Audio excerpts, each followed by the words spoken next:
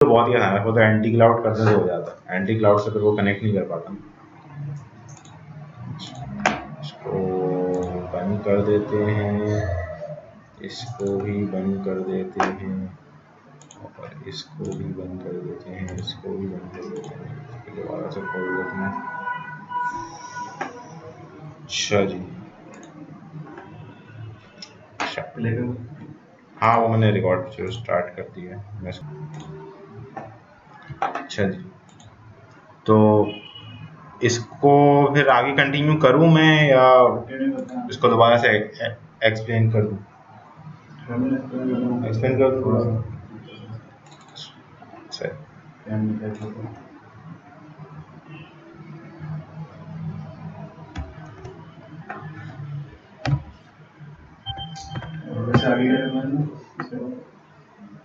इसके बाद क्या करना है? इसके बाद, हाँ इसके बाद हम एक काम कर लेते हैं, वो जो jQuery के स्क्रिप्ट्स नहीं हमने पहले चलाए थे, इमेज स्लाइडर वगैरह थोड़ा चला के देखा था, वो हम डायनेमिकली चला के देख लेते हैं, फिर उसके बाद लॉगिन वगैरह पे आ जाएंगे, क्योंकि फिर वो एक चीज़ है बस प्रॉपर जो करना है। फिर उसके ऊपर फिर एजेक्स वाला काम करना होगा, मतलब PHP के साथ, तो वो भी देख लेंगे। मैंने कर दिया, पहली बार तो बदल रहा है, पहली बार डाला है, तो दूसरे बार दीवाना यार है, मैं वही कहना चाह रहा मैं इसको चला रहा हो गया उससे।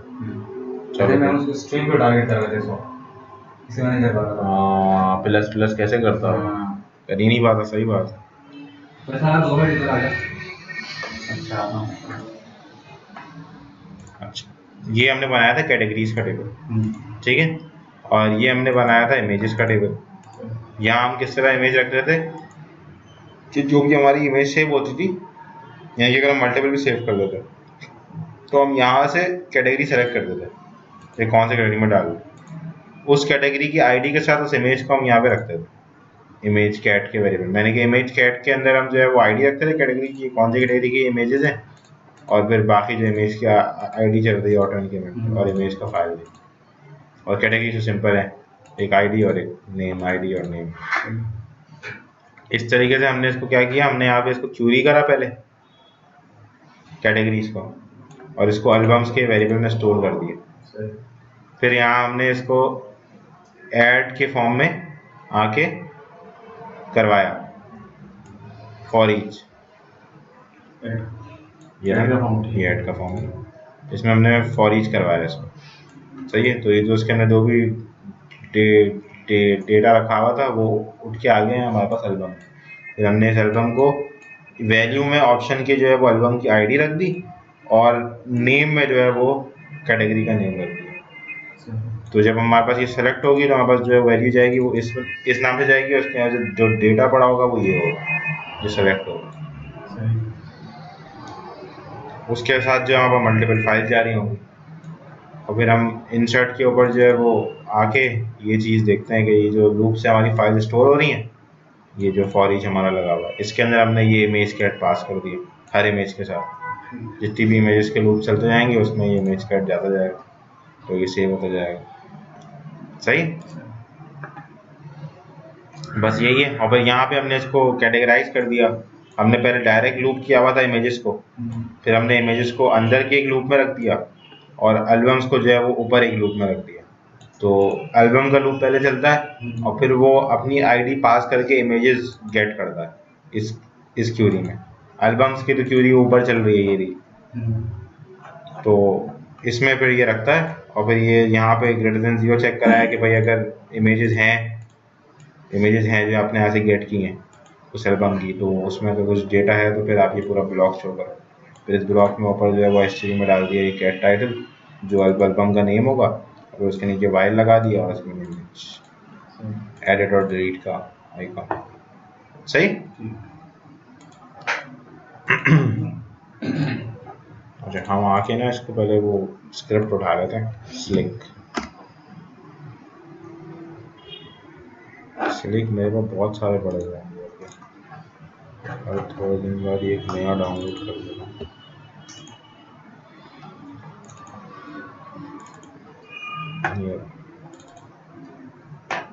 सही, ये स्लिक है लाइब्रेरी, ये वही वाली है जो हमने पहले यूज़ की थी। Slick.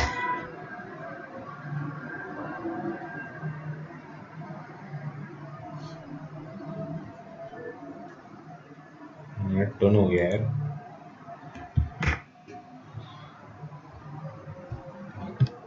ये वाला ये है ना, इस तरह इमेजेस हम चलाते हैं लूप से, तो हमें आइडिया हो जाएगा कैसे चलना है। अच्छा तो कॉपी कर लेते हैं, ये कैटेगरी वाला ही रखता हूँ फिलहाल, इसी को यूज़ कर लेते हैं। 20 ठीक है, इसको हम शो इन एक्सप्लोरर करेंगे ये रहा, और इसके अंदर आते हैं ये LIBs, यहाँ जैसे फॉन्ट ऑप्शन डालिए ऐसे ही हम स्लिक भी ड्रॉप कर देंगे, यहाँ गई स्लिक, इसको हम बंद कर देते हैं। और इंडेक्स स्लाइडर की अलग से फाइल बना लेते हैं, या बल्कि इसमें रख देते हैं मसला है। अब यहाँ पे आते हैं, यहाँ पे रखते हैं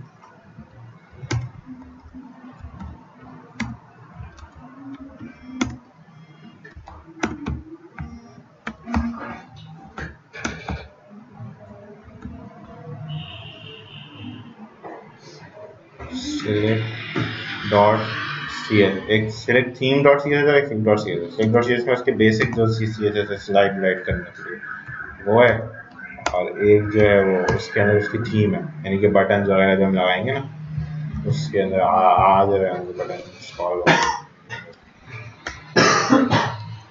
और आखिर में उसकी JS की फाइल, तो JS की बनाने से jQuery के बाहर इंक्लूड करेंगे क्योंकि वो फिर jQuery रिक्वायरमेंट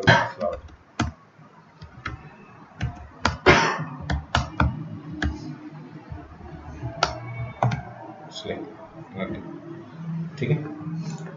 इसको हम एक बार चेक कर लेते हैं, यहाँ आके 20 कोई एरर तो नहीं है, नहीं ठीक है। चलो हम यहाँ आते हैं, ये गैलरी है हमारी, इसके नीचे हम जो है इसका स्लाइडर चला रहे थे, और जब पॉसिबिलिटी ये भी है कि हम इसके ऊपर चला दें क्योंकि चल सकता है, ऐसा मसला नहीं है, तो फिर भी हम अलग से चलाते हैं, फिर मैं आपको उसके भी दिखाता हूँ चलो। अच्छा अब हम पहले सारी इमेजेस गेट कर लेते हैं इसी तरीके से, कैटेगरी का सीन नहीं करते अभी, डायरेक्ट इमेजेस पे होगा।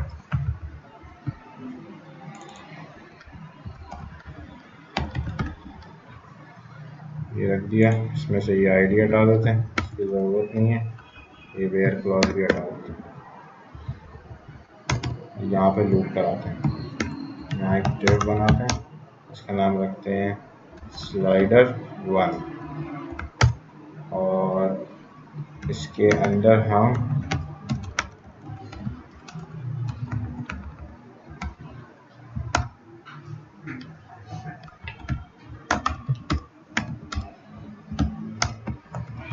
हमने एक इमेज उठा ली, इसमें से एक रिकॉर्ड करके हम यहाँ पे इसको डालेंगे, और यहाँ हम रख देते हैं डायरेक्ट इमेज का टैग फिलहाल IMG SRC और गैलरी स्लैश ये ना, हाँ sorry gallery slash slider image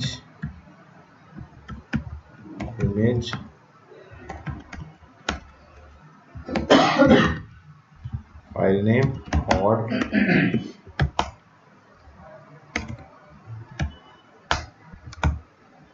सही। फिलहाल हम इसको ऐसे ही चला के देखते हैं, तो ये चल तो गया, आ रही है इमेजेस, मगर ये स्लाइडर नहीं है। अब इसको स्लाइडर बनाने के लिए हम क्या करेंगे, तो जो हमारी app.js की फाइल हमने रखी थी ना, इसको हम यूज़ करते हैं। यहाँ लिखते हैं डॉक्यूमेंट डॉट रेडी फंक्शन, और इसमें लिखते हैं डॉट स्लाइडर 1 डॉट स्लिक, ठीक।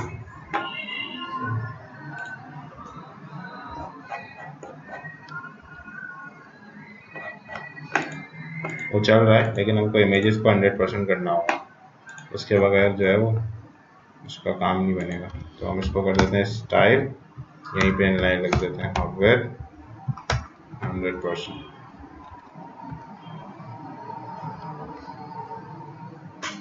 क्या हो गया? अच्छा हो गया 100% गया, हाँ हो गया सही। इसको इसकी वेट को थोड़ा छोटा कर देते हैं।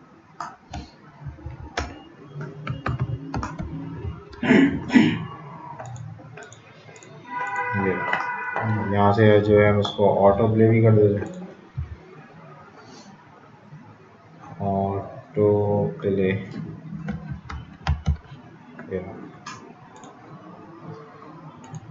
ऑटो प्ले ऑटो प्ले की स्पीड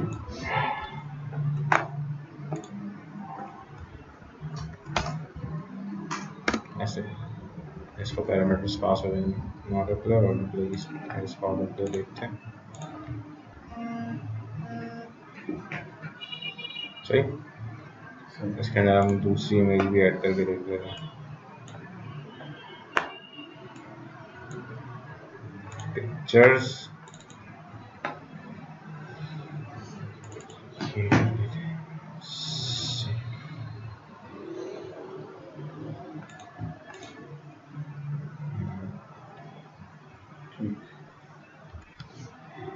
बाकी फिर इसकी वो हम कॉन्फ़िगरेशन सेट कर देते हैं और स्लाइड्स टू शो और स्क्रॉल, तो वो फिर अपने हिसाब से वो खुद ही चेंज करते जाएगा।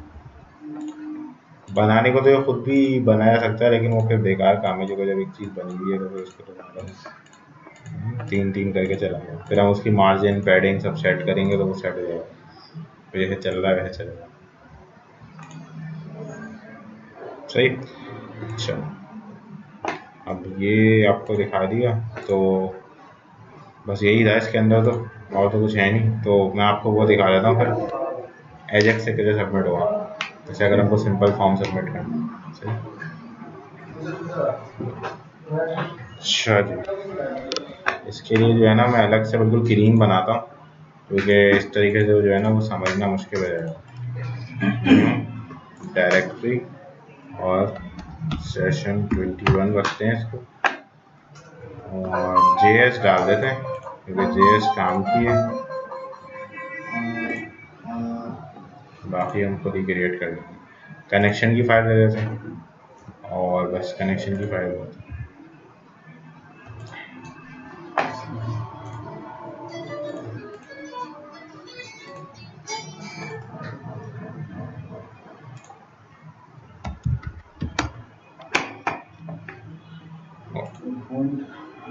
अच्छा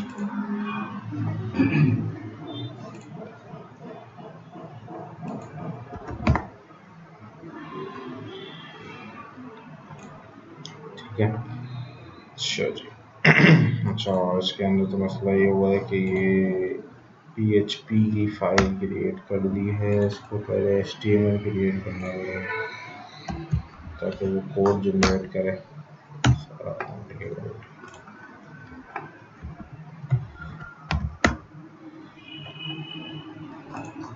अच्छा जी, यहाँ पे अच्छा हम सिंपल सा जो है पहले एक पोस्ट करा के देखते हैं, ठीक है। तो सिंपल सी पोस्ट क्या है कि जो कैटेगरी का टेबल है ना, इसी में हम रिकॉर्ड डाल के देखते हैं, क्योंकि सिंपल नेम है, कुछ देना नहीं है, ऑटो इंक्रीमेंट तो आईडी है, तो हम सिर्फ एक फील्ड पोस्ट करा के देखते हैं ठीक कैसे होती है।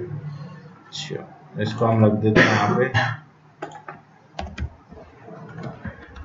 insert.php, वैसे ही जैसे हम करते थे, इसके अंदर वैसे ही हम चेक करा लेते हैं।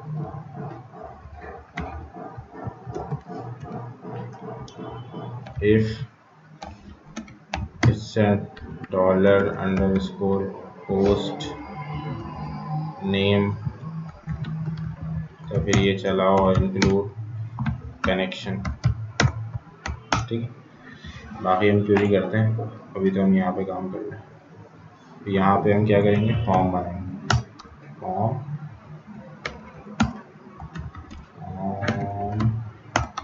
एक्शन इंसर्ट मेथड पोस्ट, बस और एक input type text name fair है, टाइटल कर देते हैं इसको, कंफ्यूजन ना हो। टाइटल रिक्वायर्ड, जैसे नॉर्मल फॉर्म बनाना है बिल्कुल वैसे ही बनाएंगे। इससे पहले किया आपने एजेक्स से कोई चीज़ पोस्ट?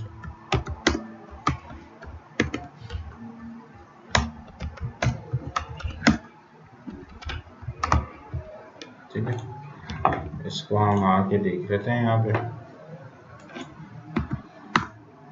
ये सही। अच्छा, अब JS की फाइल हम यहाँ लगा देते हैं।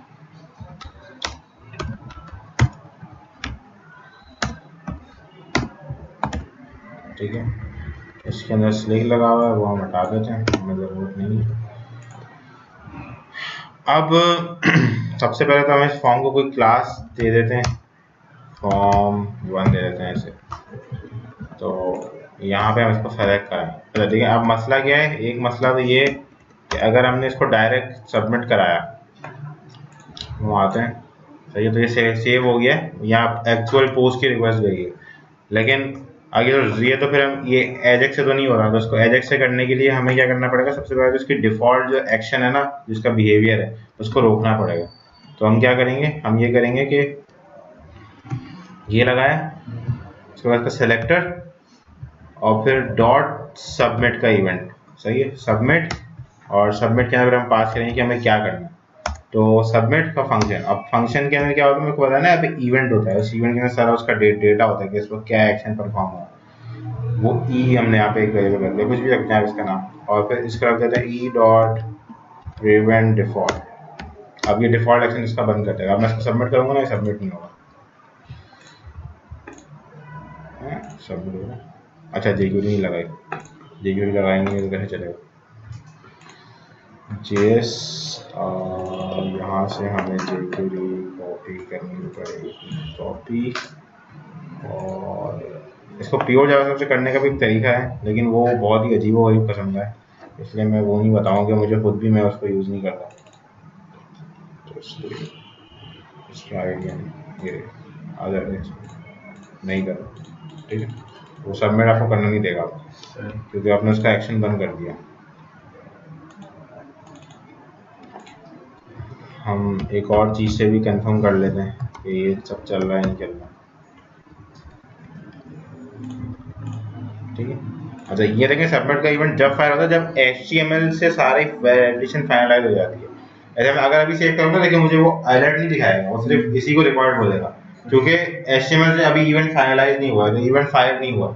इवेंट फाइल जब होगा जब HTML उसको फाइनलाइज कर चुकी होगी।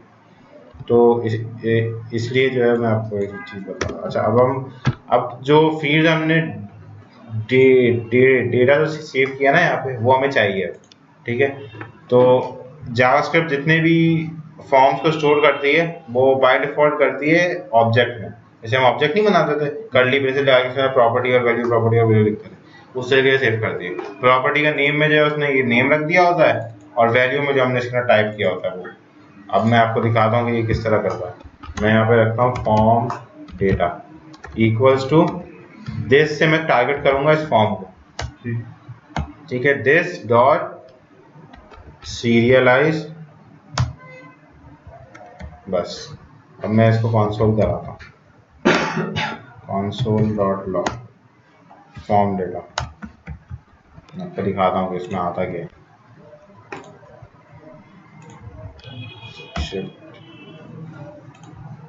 ये देखें आप, उसने वहाँ से उठाया और ये आपको यहाँ दिखा रहा है, मतलब उसने सीरियलाइज कर दिया। अब उसको सीरियलाइज, एक सीरियलाइज होता है और एक सीरियलाइज एरे होता है। मैंने कभी एक्चुअल इसका फर्क जो है वो चेक नहीं किया, मैं भी देख लेता हूँ। ये इसने प्रॉपर ऑब्जेक्ट बना के दिया, ये एरे ये कर, ठीक है। ये एरे इसलिए क्योंकि इसने इसको एरे एज्यूम करना है, उसको 0 के इंडेक्स पे उसने एक उसका नेम सेट कर दिया और एक वैल्यू सेट कर दिया।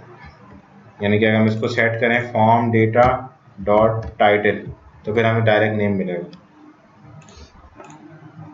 अच्छा, मैंने गलत लिख दिया, गलत तो नहीं लिखा, फॉर्म डेटा, अच्छा सही है, जूम करना पड़ेगा।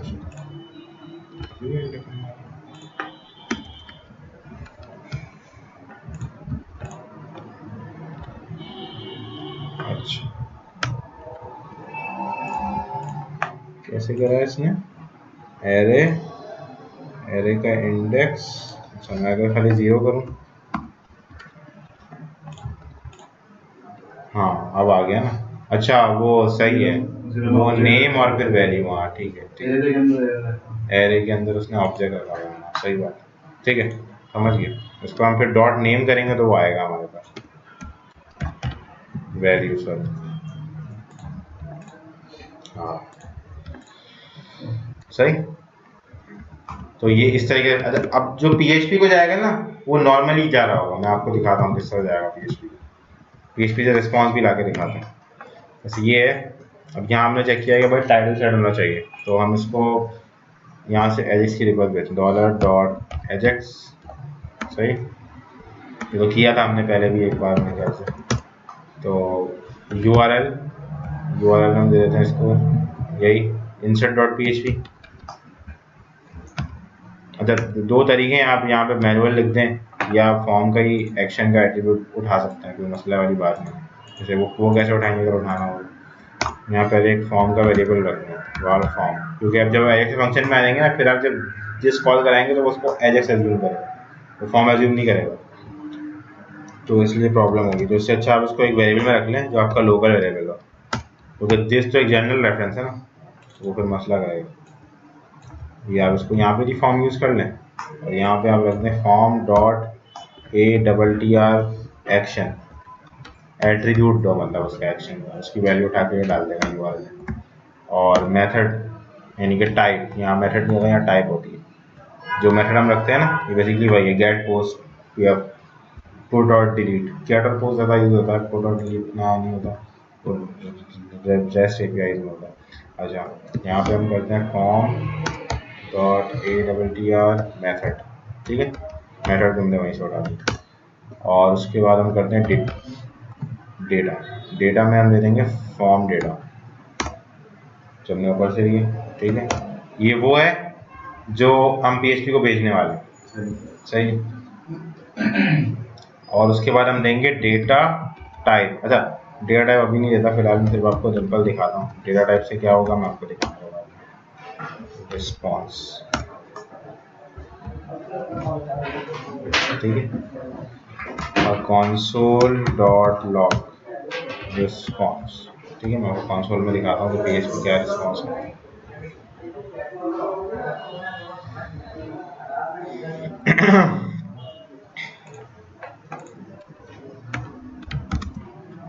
यही प्रिंट करा देता हूँ,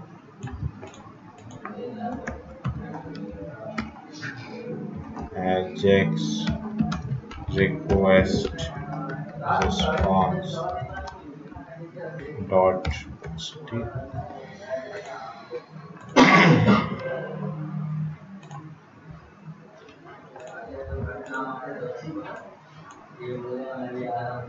सही, ये समझ गया ना आप किस तरह आ रहा है। सक्सेस के फंक्शन में मैं ऐसे रिस्पॉन्स मांगा, वो रिस्पॉन्स वो है जो फाइल से आएगा, इस फाइल से जो रिस्पॉन्स आएगा।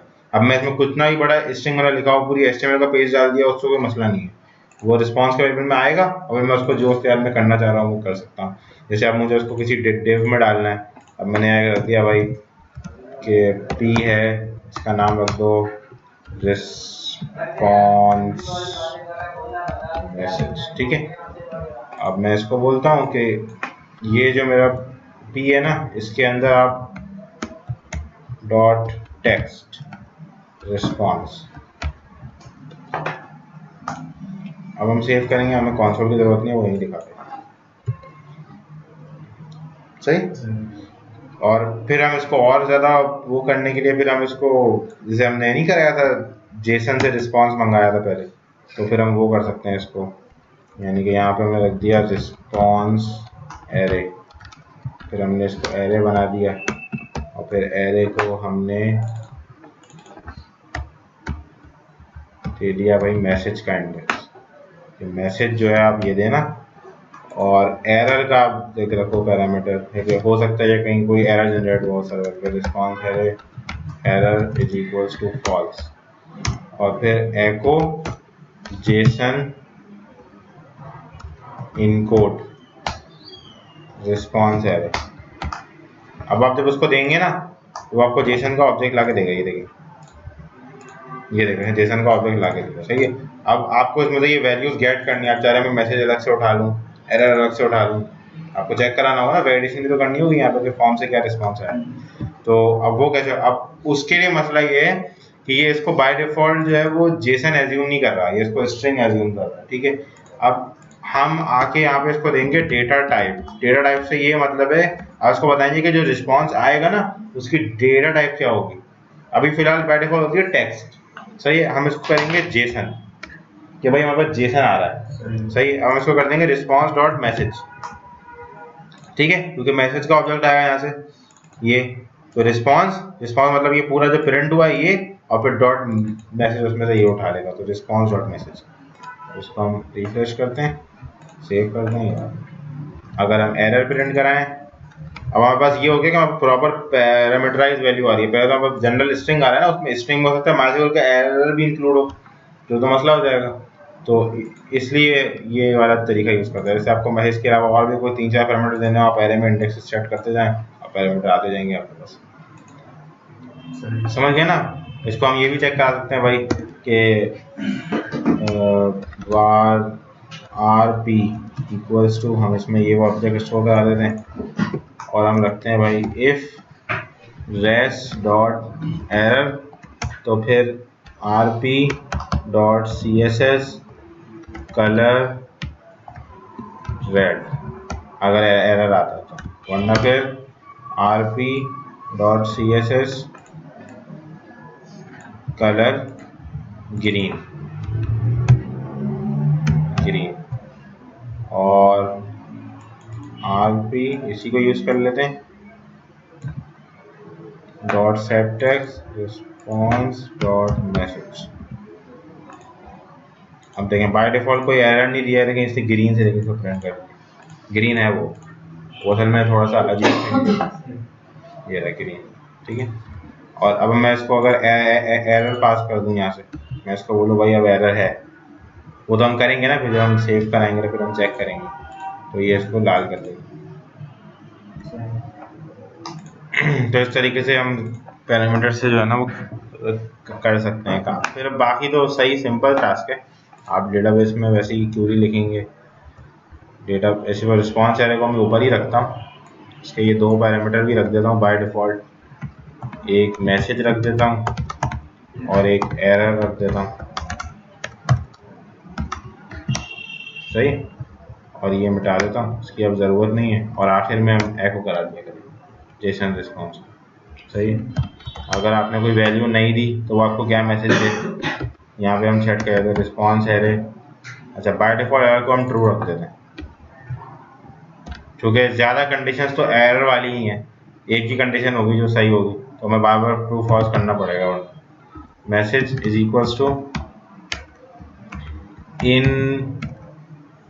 वैलिड डेटा सेंट, ये हम यहाँ पे प्रिंट करा देंगे, वो फिर जाएगा उसके पास कि भाई अब जैसे मैं इसका नाम चेंज कर दूँ फॉर्म का, मैं सोच रहा हूँ टाइटल ले कुछ भी, अब मैं इसको सेव कराऊंगा तो ये मुझे बोलेगा इनवैलिड डेटा सेंट। अच्छा वो सक्सेस दिखा रहा है क्योंकि एरर तो ट्रू किया है, लेकिन response message error message overwrite किया है, एरर ट्रू है, वो कैसे उसको दिखा रहा है, उसको हटा दिया कंडीशन हो गया। यस एरर जैसे कलर रेड समान है, ग्रीन क्यों दिखा रहा, और एरर ट्रू,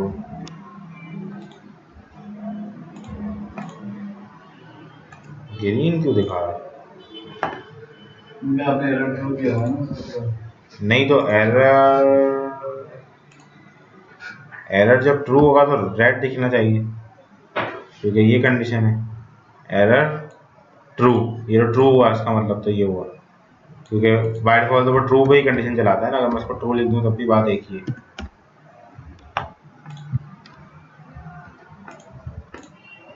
हाँ ये नहीं चला, देखते हैं क्या मसला है। और फिर इसको हम यहाँ देंगे इंसर्ट,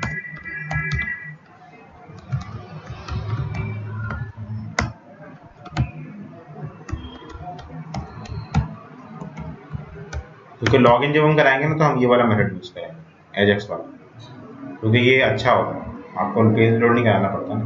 पहले हम सिंपल पेज लोड से कर लेंगे, फिर एजेक्स से भी कर लेंगे, दोनों तरीके से आपको पता चल जाएगा।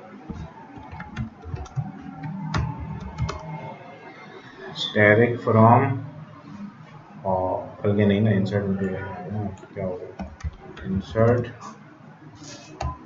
इनटू, क्या नाम है उसका, TBL कैटेगरीज, TBL कैटेगरीज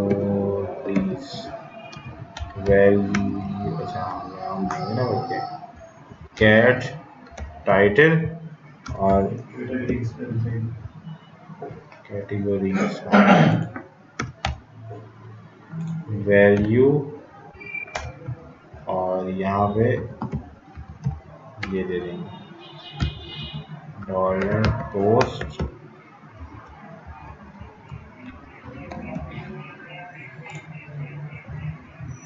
ठीक है। अब यहाँ पे हम चेक करा लेते हैं कि भाई अगर इंसर्ट हुआ तो ये दिखाओ, वरना ये दिखाओ। अब इसमें हम दे देते हैं कि भाई सेव्ड, वरना response error, while saving data dot MySQLi error भेज देते हैं, जो भी एरर आया होगा। और यहाँ एरर हम फॉल्स कर देते हैं, response message, sorry error false, यहाँ एरर फॉल्स होगा क्योंकि एरर नहीं है, और यहाँ एरर है। अब वो वहाँ क्यों नहीं चल रहा, वो अलग कहानी है, वो देखते हैं उसको क्या मसला है उसके साथ। ऐसा तो नहीं स्ट्रिंग एज्यूम करना शुरू हो गया, पहले तो नहीं आता स्ट्रिंग।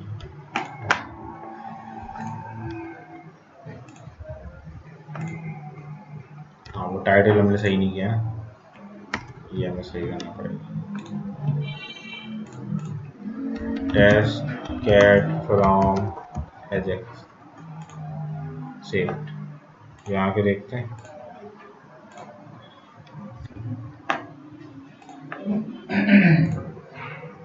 सही, और इसको तो चले मसला नहीं है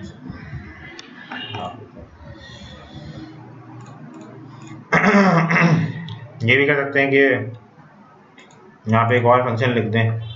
अब जैसे कैटेगरी आया आपके पास यहाँ पे, तो आप उसको रीलोड करा लें, यानी कि जब भी हो ना आपके पास सेव हो तो आप उसको रीलोड करा लें। हाँ पेज को नहीं, पेज तो फिर रीलोड होगा तो फिर मज़ा नहीं आएगा, उस डेटा को सिर्फ रीलोड करा लें। तो अब उसके लिए आपको जो है ना वो एक अलग से फंक्शन लिखना पड़ेगा।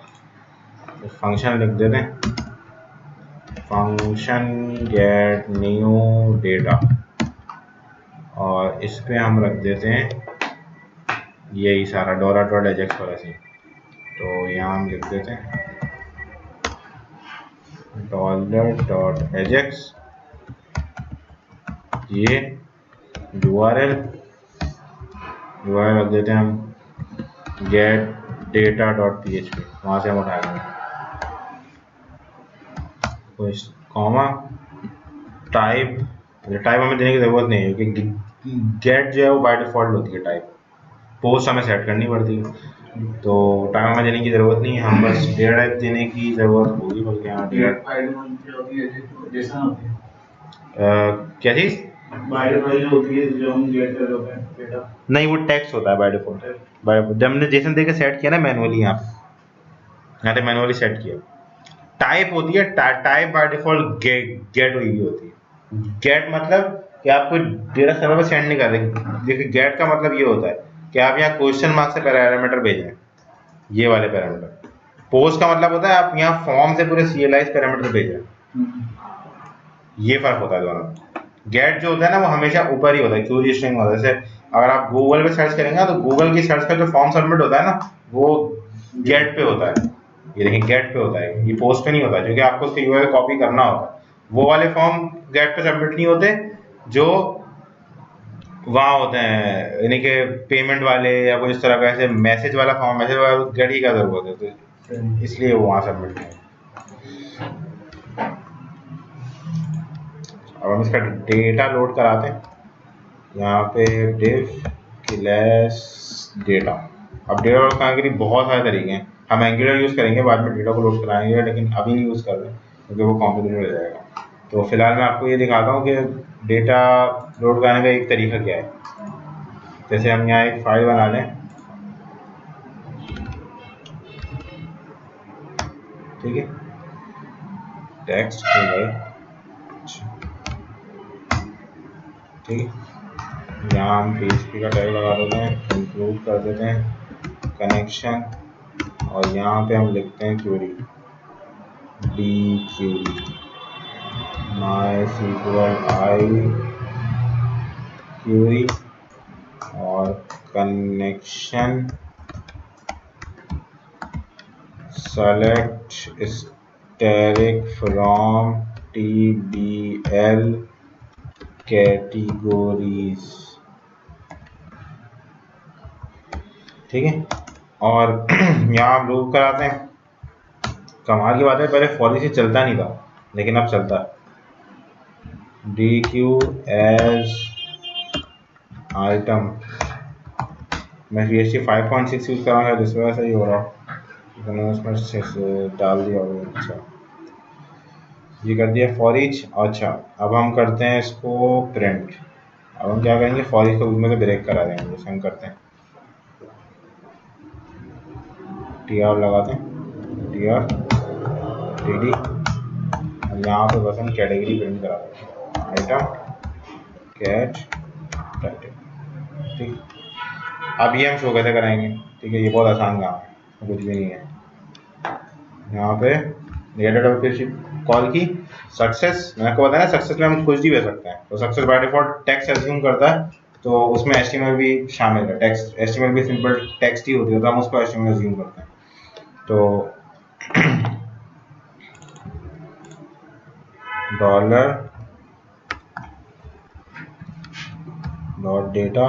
$data.html, अब टेक्स्ट नहीं HTML लिखेंगे यहाँ पे रेस। अब जो भी आएगा हमारे पास वो कंट्रोल। अच्छा, बाय डिफॉल्ट एक बार इसको एग्जीक्यूट करा देते हैं जब डॉक्यूमेंट रेडी हो, और एक जब एग्जीक्यूट करा देते हैं जब सक्सेस हो, ठीक है। तो वो हर बार भी नहीं होगा सब फॉर्म सबमिट होने पे, और एक बाय डिफॉल्ट हो जाएगा। बाय डिफॉल्ट होने पे वो आ जाएगा ना उसका, वरना बाय डिफॉल्ट कॉल तो नहीं होता, हमें कॉल करना पड़ता है। देखिए ये आ रहा है इसके अंदर। अब देखिए मैं इसको सेव करता हूँ, ये अभी एजेक्स है। अभी ये एक तरीका है खाली एजेक्स से लाने का, इसके बहुत सारे मल्टीपल तरीके हैं। आप ऑब्जेक्ट से लाएं, आप उसको जो है वो कंटिन्यूसली रिफ्रेश पे रख दें, इसके लिए बहुत सारे तरीके हैं। और कराऊँ आगे? बस समझ तो आ गया ना आपको?